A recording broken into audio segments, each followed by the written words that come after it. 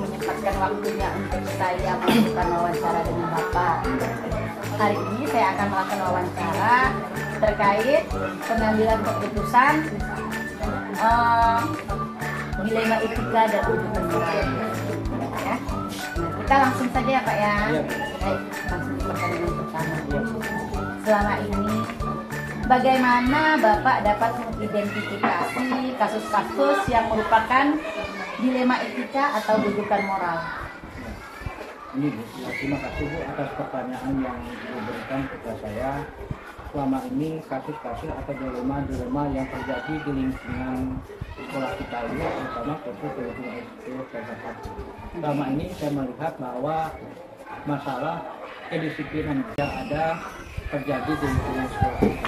Karena selama ini saya melihat bahwa situasi dan kondisi, terutama pada siswa kita, siswa kita itu ada anak atau siswa kita ada yang terlambat dan tidak tepat waktunya. Ya. Kita masuk jam 7.30, ya. Tetapi mereka itu lambat masuk. Ya. Nah, untuk menangani hal tersebut kita melihat situasi dan kondisi daripada pihak orang tua sendiri. Ya. Karena selama ini saya melihat ya kondisi orang tuanya bahwa selama ini orang tuanya juga bekerja, bekerja di saat mereka tidak mengejar waktu melaksanakan tugas mereka. Ya.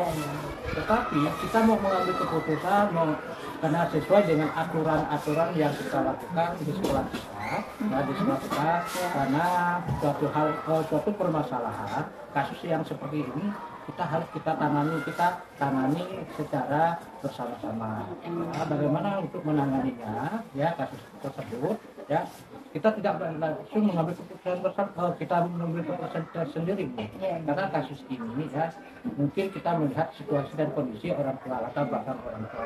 Kita tidak boleh langsung menghukum anak atau siswa yang bersama-sama. Ya, itu. Ya. Karena pada dasarnya kalau kita mengambil keputusan seperti itu untuk menghukum anak, ya kita lihat dulu situasi dan kondisinya, mungkin kekurangan-kekurangan orang tuanya, kemungkinan kelemahan dari faktor anak itu sendiri, ya, karena menyangkut hal masalah lingkungan, baik di lingkungan keluarga maupun di lingkungan sekolah. Kita tidak boleh mengambil keputusan, ya keputusan sendiri. Kita harus mengambil keputusan bersama sesuai dengan aturan-aturan yang berlaku di lingkungan sekolah. Baik Pak. Nah, mengidentifikasi kasus seperti melihat situasi latar belakang peserta didik, seperti itu ya Pak. Baik dari orang tua maupun dari anak itu sendiri. Baik Pak. Nah, selama ini bagaimana Bapak menjalankan pengambilan keputusan di sekolah kita, terutama untuk kasus-kasus di mana ada dua kepentingan yang sama-sama benar atau sama-sama mengandung nilai kebaikan. Terima kasih atas pertanyaan Ibu yang diberikan kepada saya. Karena selama ini saya melihat bahwa kebiasaan saya kalau melihat situasi dan kondisi seperti itu kita harus konsultasi dulu atau minta masukan dari teman sejawat kita atau rekan-rekan Bapak dan Ibu guru untuk hal yang terjadi di sekolah kita. Karena kalau saya sendiri untuk mengambil keputusan tersebut tidak mungkin terlaksana dengan baik ya. Kalau kita melaksanakan hal-hal seperti apa yang terjadi di sekolah kita, kalau kita bermusyawarah ya mengambil keputusan bersama, nanti keputusan itu sangat baik dan mudah kita laksanakan secara bersama. Itu yang utama, yang mudah dipahami karena adanya kerjasama kita bersama dengan rekan sekolah kita. Oke, baik Pak, saya menanggapi ya. Nah, langkah-langkah atau prosedur seperti apa nih yang biasa Bapak lakukan? Langkah-langkah prosedurnya dalam pengambilan keputusan. Langkah-langkah yang saya ambilkan selama ini Bu ya di sekolah kita, terutama khususnya di kelas 1. Langkah-langkah yang pertama saya sendiri saya pikirkan dulu Bu.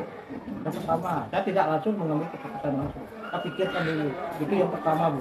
Kemudian yang kedua, kita mengumpulkan rekan-rekan sejawat kita untuk mengambil keputusan yang lebih baik ya. Kita tanya dengan rekan-rekan sejawat bagaimana untuk mengatasi hal seperti ini ya, karena kalau saya sendiri mengambil keputusan tersebut tidak mungkin efektif ya.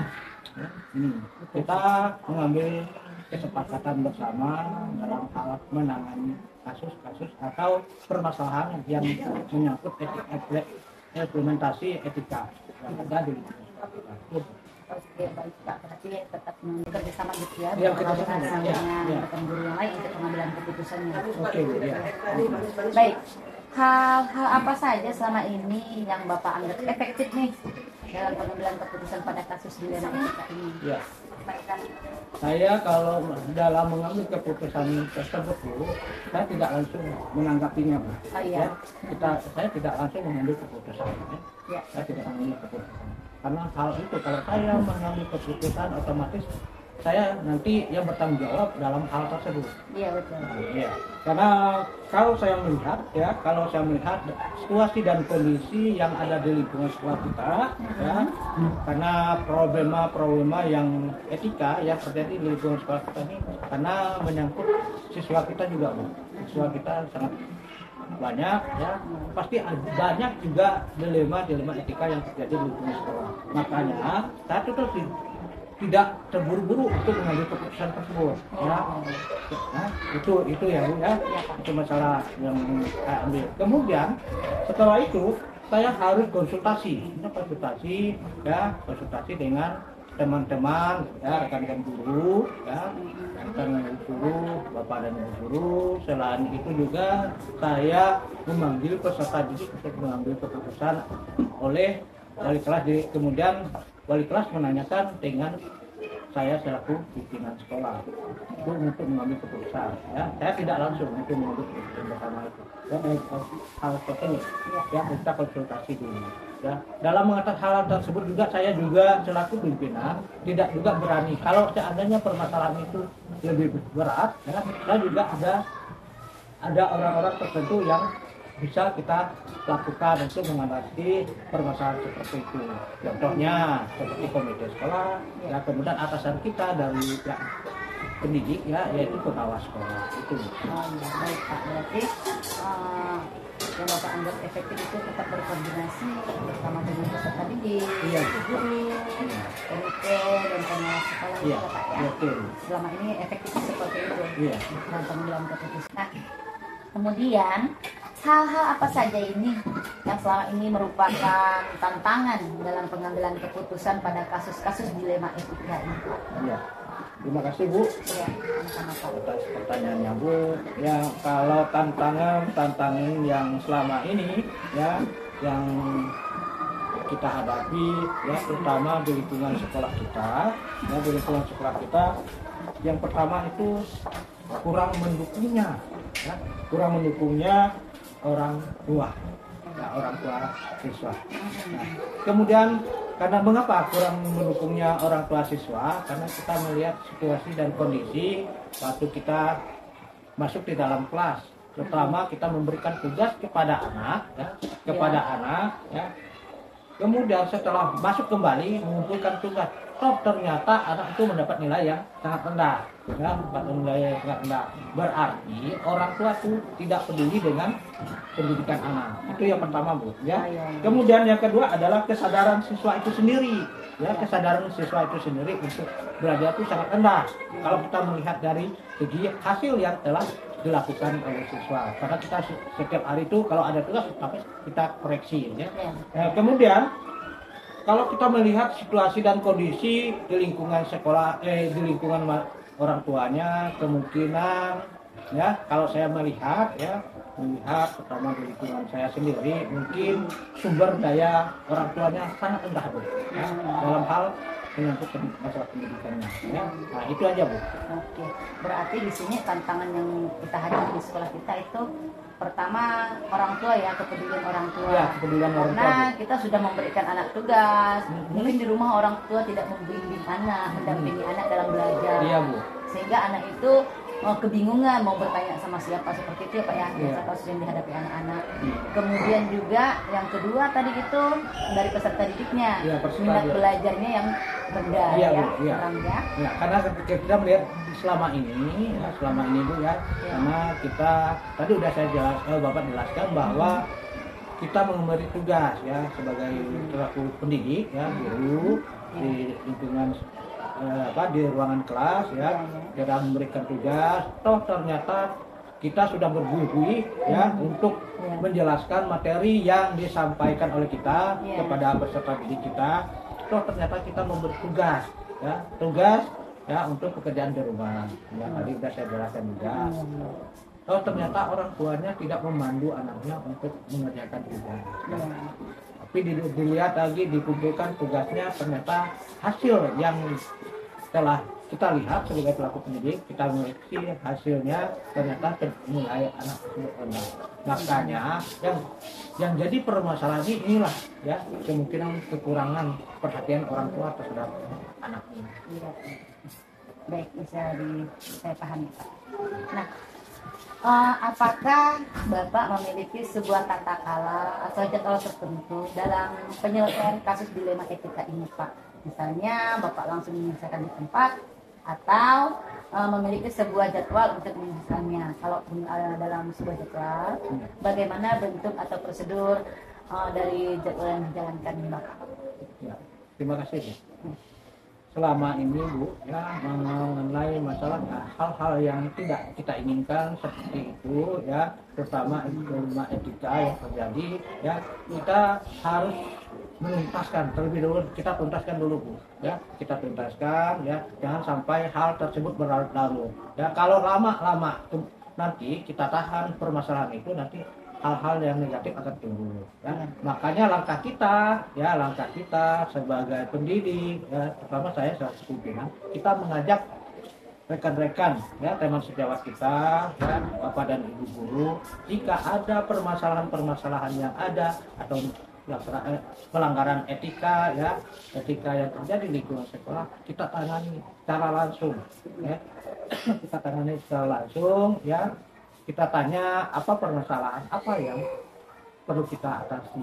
Itu permasalahan itu perlu kita atasi bagaimana ya. Kalau kita berlarut-larut, otomatis permasalahan itu ya nanti apa efeknya nanti.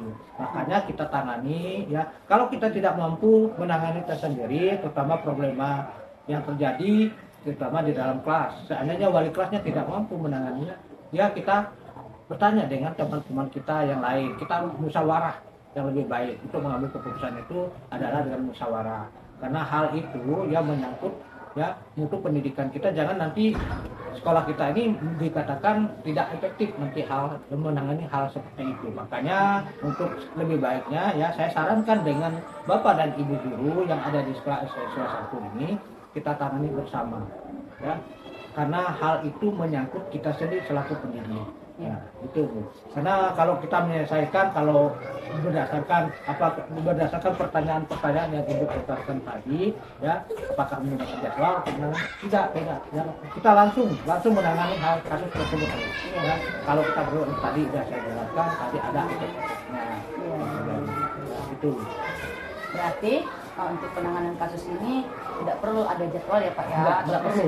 Karena kita harus menyelesaikan sesegera mungkin begitu ya Pak ya. Iya. Karena secepatnya menyelesaikan masalah, secepatnya juga situasi akan stabil. Gitu ya Pak ya. Iya. Termasuk berarti tidak membuat masalah itu berlarut-larut akhirnya. Oke, terima kasih Pak untuk jawabannya. Nah yang terakhir ini Pak, dari semua hal yang disampaikan tadi ya oleh Bapak, pembelajaran apa yang dapat Bapak petik dari pengalaman Bapak selama ini mengambil keputusan dilema etika? Ya, kalau saya melihat ya di sekolah kita ini dilema apa ya yang saya petik untuk mengambil keputusan yang ada di lingkungan sekolah kita melihat menerapkan atau memperhatikan budaya. Yang pertama itu budaya sekolah kita. Bagaimana budaya sekolah kita dan karakteristik di lingkungan kita, sekolah kita ini ya, sekolah kita. Karena di dalam mengambil keputusan itu kita melihat situasi dan kondisi ya budaya ya, sesuai dengan aturan-aturan yang telah kita sepakati bersama di lingkungan sekolah kita ya. Ini karena pada dasarnya kalau kita mengambil keputusan itu dalam hal yang tidak sesuai dengan ketentuan ya, karena budaya-budaya yang ada di lingkungan sekolah kita itu kan bermacam beragam, Bu. Ya. Iya. Nah, makanya kita melihat karakteristik yang terjadi di lingkungan sekolah kita. Baik, berarti selama ini pengalaman Bapak dalam pengambilan keputusan menghadapi dilema etika ini berdasarkan melihat latar belakang budaya atau karakteristik sekolah kita ya, tempat tinggal juga, begitu ya Pak ya. Jadi memang betul Pak. Oke, terima kasih banyak Pak atas pengalaman Bapak untuk berbagi dengan saya terkait pengambilan keputusan dilema etika ini. Saya banyak belajar nih dari Bapak terkait pengalaman-pengalaman tersebut. Terima kasih banyak Pak. Mungkin hanya ini wawancara atau pertanyaan-pertanyaan yang saya ajukan kepada Bapak. Semoga ini nanti dapat bermanfaat dan berguna juga untuk saya di kemudian harinya. Sekali lagi saya ucapkan terima kasih banyak Pak atas waktunya. Sama-sama Bu ya. Oke. Sukses terus untuk kita ya Pak ya. Amin Bu, amin. Terima kasih.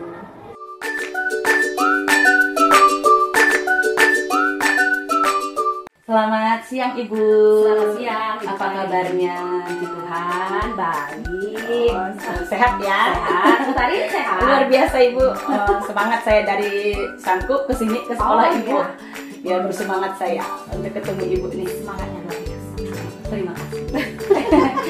Baik Ibu, hari ini saya datang ke sekolah Ibu nih rencananya ingin mewawancarai Ibu terkait pengambilan keputusan dilema etika dan rujukan moral. Ya Bu ya, untuk pemenuhan tugas saya sebagai calon guru penggerak di angkatan 10. Oke. Nah, kalau itu saya langsung saja ya Bu ya.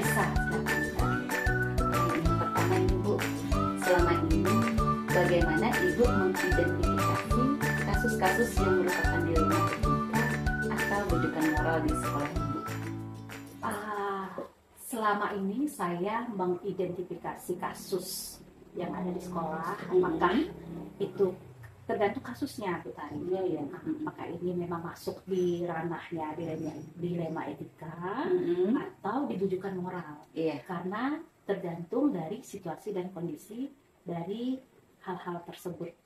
Karena tidak semuanya kan itu ada kasus-kasus yang benar-benar benar lawan benar, kemudian benar lawan salah. Nah, jadi kita menyesuaikan. Diklasifikasi dulu ya jenis kasusnya seperti apa gitu. Oke, apakah masuk di rujukan moral atau dilema etika? Iya, benar sekali. Oke, baik Ibu. Selanjutnya nih, bagaimana Ibu menjalankan pengambilan keputusan di sekolah, terutama untuk kasus-kasus di mana ada dua kepentingan yang mengandung nilai-nilai kebajikan itu? Yang pertama saya lihat situasinya.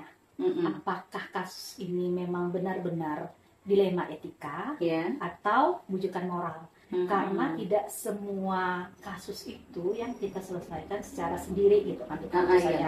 Tentu saja dengan kesepakatan bersama teman-teman. Nah, kalau ada kasus yang memang harus diselesaikan dengan bersama-sama, jadi kita selesaikan secara bersama-sama. Jadi keputusannya kesepakatan. Kalau memang kasusnya memang harus dari saya gitu, saya lihat dulu kasusnya seperti apa, supaya nanti waktu saya menentukan keputusan itu, nah itu sudah sesuai dengan kebajikan yang memang saya harapkan nantinya seperti itu. Baik Ibu, luar biasa. Lanjut ya Bu ya. Nah yang berikutnya, langkah-langkah atau prosedur apa yang biasa Ibu lakukan selama ini? Langkah-langkahnya.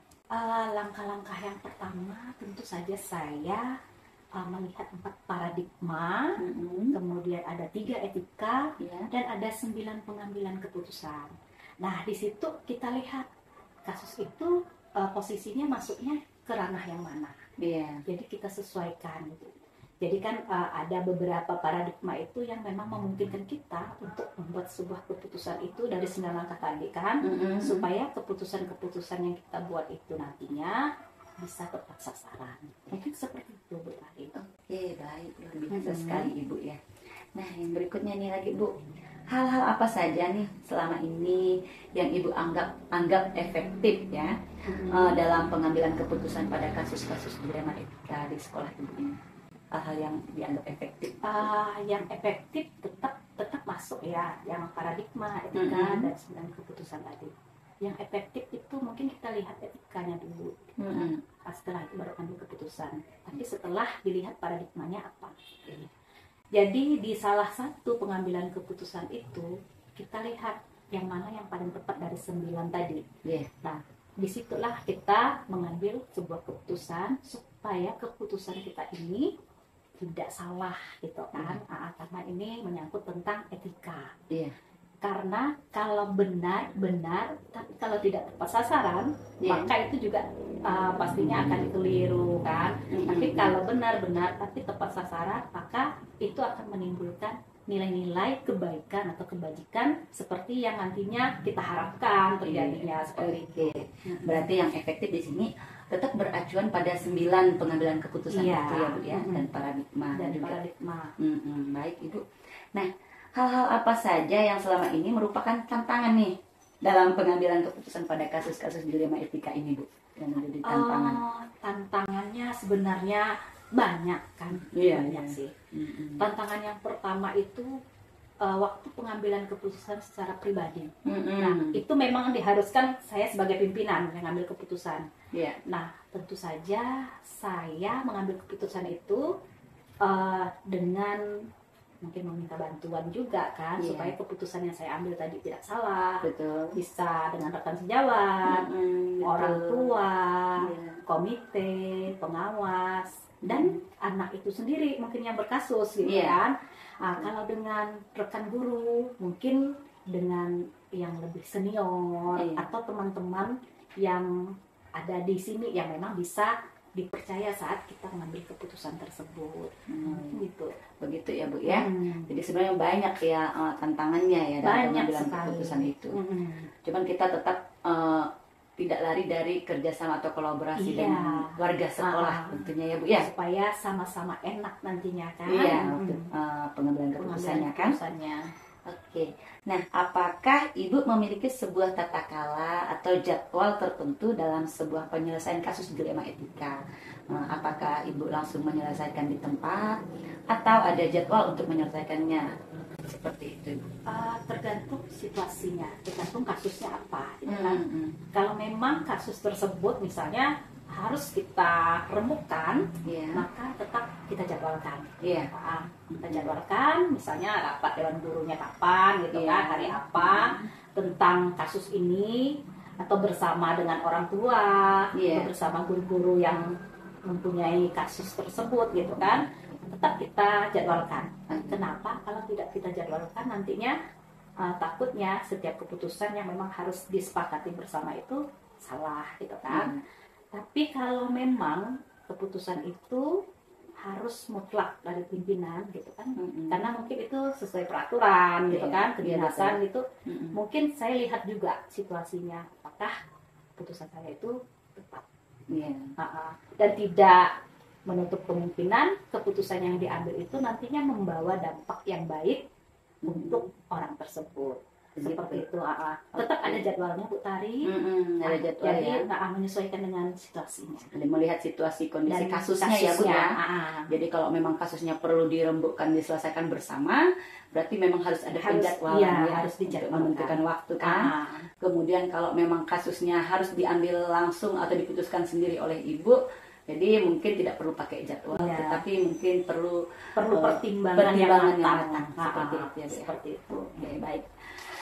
Yang berikutnya Ibu, nah, adakah seseorang atau faktor-faktor apa nih yang selama ini mempermudah atau membantu Ibu dalam pengambilan keputusan terkait kasus dilema etika ini?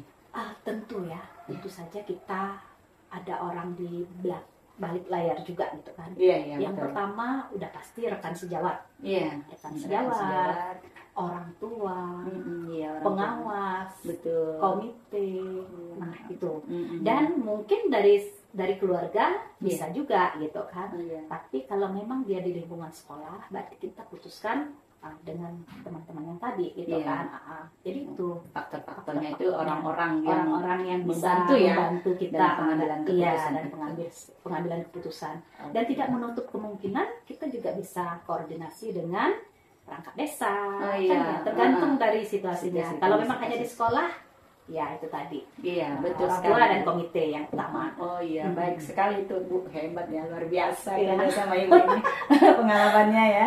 Oke, selanjutnya nih Bu, yang terakhir nih Bu, pertanyaan saya ya. Nah, dari semua hal yang telah disampaikan, pembelajaran apa nih yang dapat dipetik ya dari pengalaman Ibu mengambil keputusan terutama terkait kasus dilema etika ini? Pengalaman yang saya dapatkan ini Bu Tari, menurut saya itu sangat luar biasa ya. Iya. Karena dilema etika ini kan benar versus benar. Nah, tetapi harus tepat sasaran supaya sewaktu kita mengambil keputusan, nilai-nilai yang baik tadi, yang kebajikan tadi muncul dari orang yang kita tangani seperti tadi. Sehingga sewaktu kita melakukan itu, kita juga mendapatkan kepuasan gitu. Jadi ada perubahan dari orangnya, sehingga dia menjadi lebih baik. Kalau dia rekan guru, berarti kinerjanya sudah bagus lagi kan, semakin baik. Kalau dia murid, dia memperlihatkan nilai-nilai yang baik saat di sekolah. Ada kemajuan. Intinya hal-hal itu didapat dari orang-orang yang waktu itu memiliki kasus seperti itu. Bagus, waduh, luar biasa sekali nih pengalaman Ibu ini. Saya belajar banyak ini dari pengalaman Ibu, Kepala Sekolah SD Negeri 06 Pawis ini ya, luar biasa sekali. Saya juga sangat berterima kasih nih karena Bu Tari bisa menggali lagi gitu kan, apa sih dilema etika, sehingga saya juga bisa berpikir ulang, oh iya, makin memperkuat apa yang menjadi pembelajaran di guru penggerak ya. Betul sekali Bu. Oke, terima kasih banyak Ibu atas waktunya. Terima kasih juga atas berbagai pengalamannya terkait penanganan pengambilan keputusan dilema etika ini. Ini sangat berarti sekali buat saya, terutama saat ini saya menjalankan pendidikan guru penggerak. Semoga nanti saya bergerak dan hingga akhirnya menggerakkan. Oke, sukses selalu Bu Tari. Terima kasih dan kasih. semangat selalu ya Ibu. Sehat semangat pagi ya. Semangat pagi. Oke.